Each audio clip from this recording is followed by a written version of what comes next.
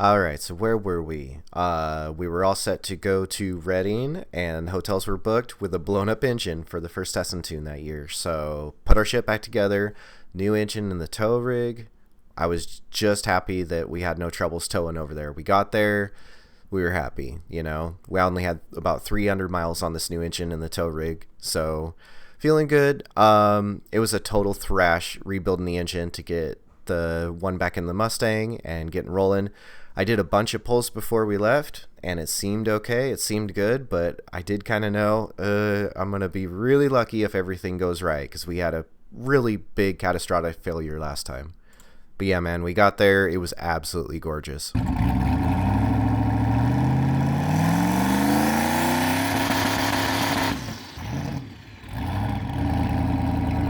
But yeah, car seemed good. I really wanted to try and cover my ass this time around. This rebuild was not a lot of fun, so I pulled back timing quite a bit. I made sure it was zeroed up, which, as we talked about in the last video, we were 18 degrees advanced.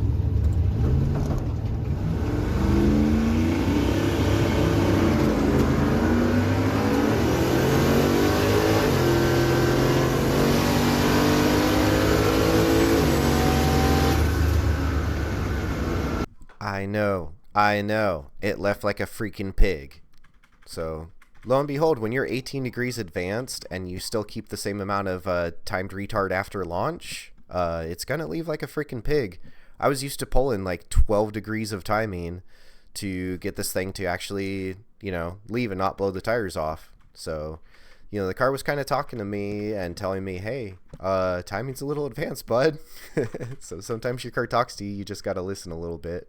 But, so yeah, we were still on the 4-port boost controller, and it was still showing to not be super stable. So yeah, when we left, it just really bogged down. It didn't have a lot of boost at all. There's us at, 2.5 pounds.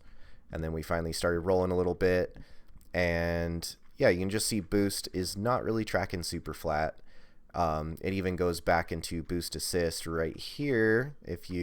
So when it gets too far off of target, it'll go back to 100% duty cycle and just get it to bump up back closer to target. So yeah, I mean, it would hit target here and there, but for the most part, just wasn't showing itself too consistent.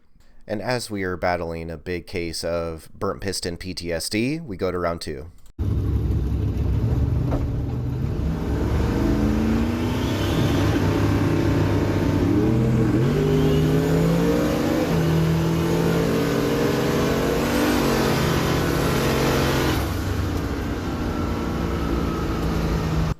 My plan was to be able to just kind of work my way back up to where we were, running low tens, and make sure we didn't hurt anything, make sure all of our bases were covered. I went ahead and checked out injectors when this thing was apart. They ended up not being balanced. And guess what? She started telling knock-knock jokes right after this pass. So we had to just call it quits then and there.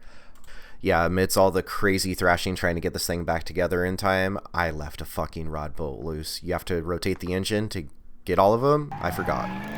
But hey, man, what else can you do? We're here. It's a party. We're still going to have a good time. So, like I said, I was just glad to be there. Made the show. The hotel room didn't go to waste. And the tow rig got us there and back. So, what else can you say? You can't win them all. They can't all be winners. Still had a killer time. Pool April nights in Reading is an awesome time. It is a party. So, kid had a good time too.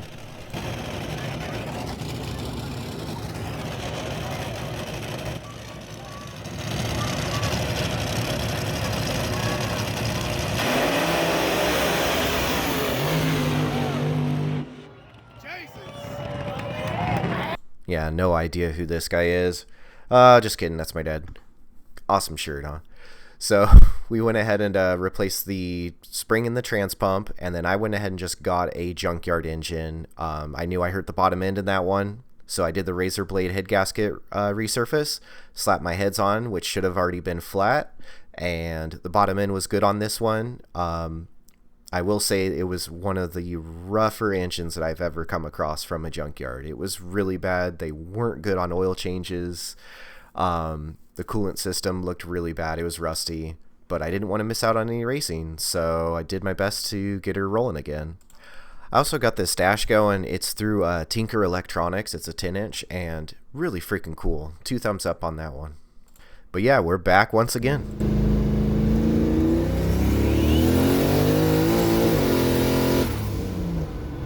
So the plan this year was to run 9s in prep and also get better at doing no prep. So we got some stickier tires. We did 90 pounds of lead in the rear bumper and did some street testing.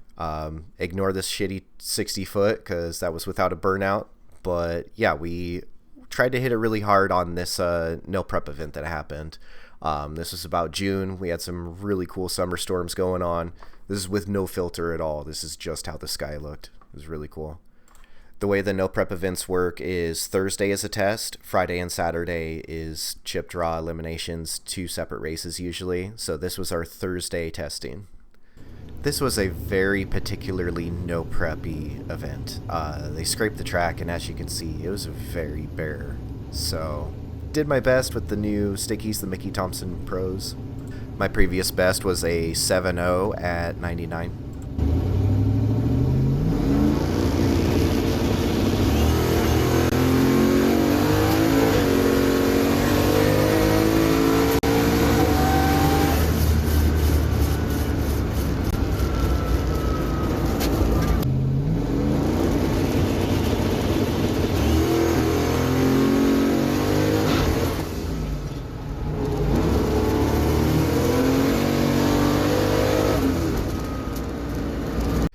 So yeah, that was definitely a sketchy run.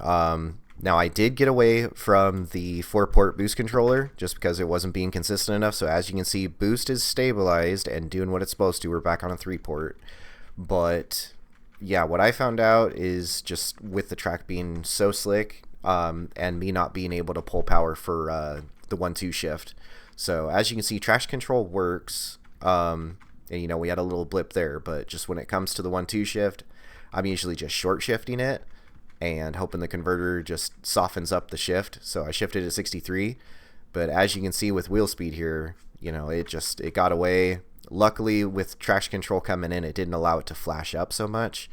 Pretty confident that if I didn't have traction control on, I would have ended up in the wall. It pointed at it, and yeah, so at that point, I just kind of opted to load my shit on the trailer in one piece and didn't even run the no prep event, like the actual competition, which was Friday and Saturday.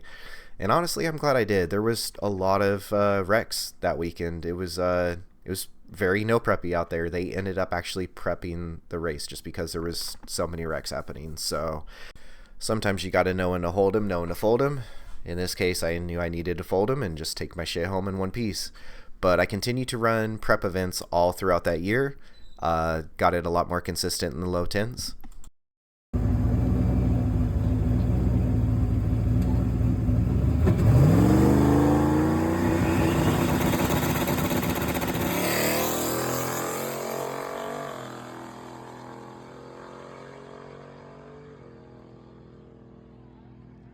Hell to the yeah.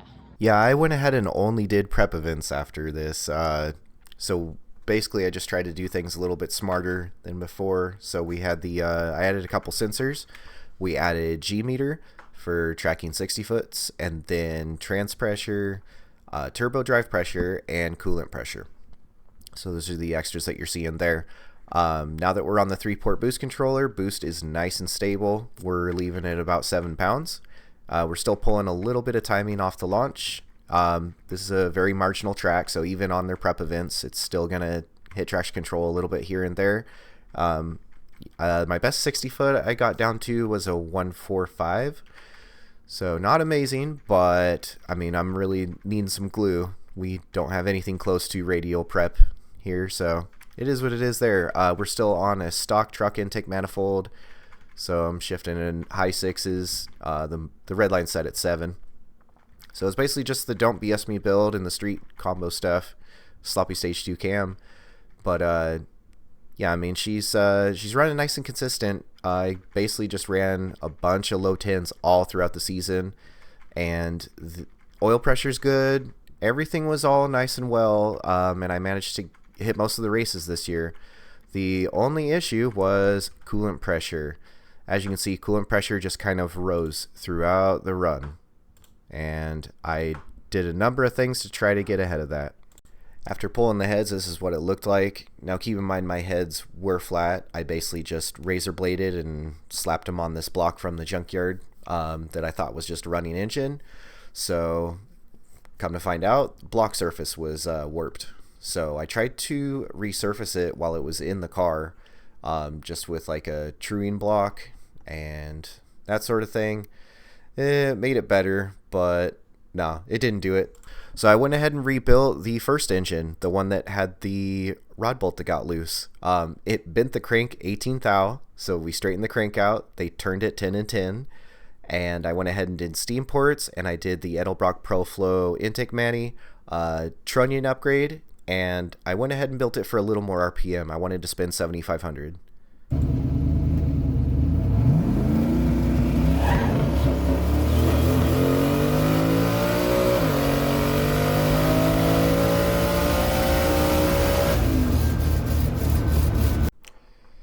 Yeah, that was just a little street hit. I was thrashing to try to get one last race for the year, and ended up getting rained out. It was October 15th, so that's what you get at the end of the year. I still tried to play around a little bit on the street with the new engine and see what it was all about. You know, my shit does not hook up on the street, so we're bouncing traction control. But what I'm really caring about is just how it's pulling, you know, once we're rolling. And I'm also doing boost by mile an hour now. So you can see about 60 miles an hour is where we're doing that one. And, you know, I got to see 7,500 for the first time. You know, it starts working really well up there with that intake. So, and since we got virtual time slip here, 713 at 108. And that's low boost. That's 11.5 pounds. And we had about 3 miles on this engine when we did this one. But, yeah, just, I mean, it sucks to have a combo finally working right at the end of the year, but I knew we were all set to keep on going with things over the winter and be all set for next year. So winter of 2023, we ditched our lead bumper. We went to a parachute, did a chute mount in place of the bumper, and then I noticed a 1.5 to 1 turbo drive pressure on that street pole just because we're spending more RPM.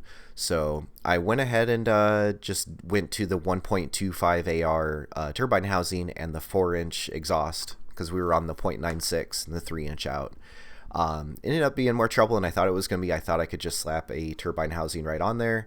I ended up needing to get a turbo as well, but VS Racing came in clutch. It was all pretty affordable, so I'm very happy with all of it.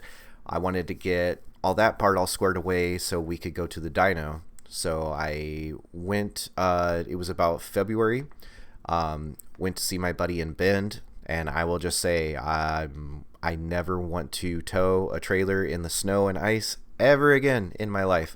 The dyno went really well. We did about 18 pulls. We got to experiment a lot with like timing, fuel. We ended up making 600, and that was not turned up all the way.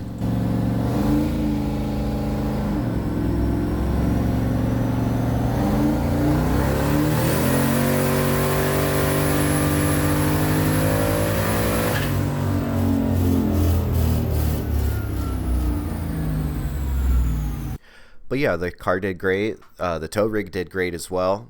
4-wheel drive works, and very thankful because, you know, on our way back home, everything turned into ice. It was crazy. But yeah, asking 18 pulls of a car is asking quite a bit. We did have traction issues on the dyno here and there, but all in all, it all went very well. You know, we got all lined out to have a great start to the next year. Next video, we will go ahead and cover how the 24 season went.